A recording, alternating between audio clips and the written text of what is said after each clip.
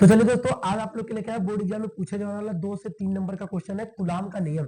बहुत ही इंपॉर्टेंट नियम है, आपके एग्जाम में आता ही आता है। तो चलिए हम लोग समझते हैं इसको क्या है कि कूलाम का नियम क्या होता है कि ये दो स्थिर बिंदुओं के मध्य, जैसे मान लेते हैं हमारे पास एक बिंदु यहाँ पर है और एक बिंदु यहाँ पे है। तो इस बिंदु पर हमने दे दिया Q1 आवेश और इस पर दे दिया Q2 आवेश। तो एक बिंदु A है और एक बिंदु B है। तो A बिंदु पर Q1 आवेश दे दिया और बिंदु B पर Q2 आवेश दे दिया। तो क्या बोला है, किन्हीं दो स्थिर बिंदुओं के मध्य, दोनों बिंदु कैसे हैं, स्थिर है। तो दो स्थिर बिंदुओं के मध्य लगने वाले आकर्षण अथवा प्रतिकर्षण बल, यानी आकर्षण और प्रतिकर्षण बल क्या होता है।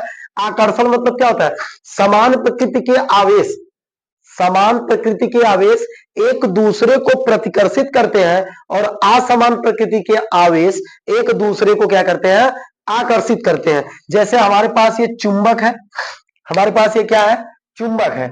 अब इस चुंबक को बीच में से काट दिया जाए और काटने के बाद इसको पलट दीजिए, तो क्या फिर ये दोनों इस रूप में बन सकते हैं?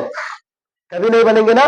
तो वही बोला गया है। तो तब एक दूसरे को क्या करेंगे, प्रतिकर्षित करेंगे। तो समान प्रकृति के आवेश एक दूसरे को आकर्षित करते हैं और असमान प्रकृति के आवेश एक दूसरे को प्रतिकर्षित करते हैं।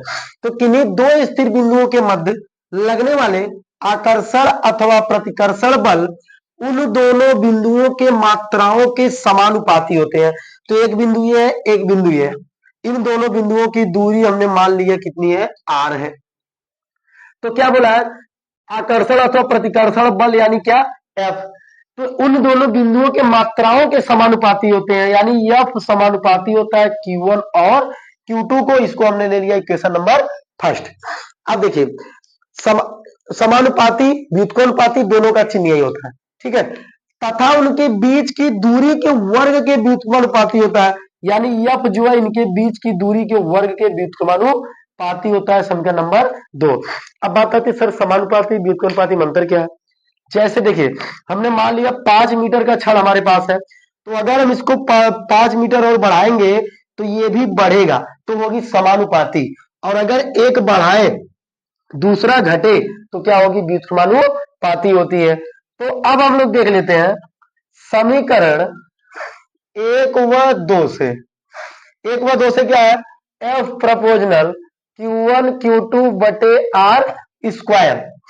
प्रोपोर्शनल का चिन्ह हटाते हैं तो एक नियतांक लगाते हैं, 1/4 pi epsilon not Q1 Q2 बटे R स्क्वायर। ये हमारा है कूलाम का नियम। जहां पे हम कह सकते हैं, जहां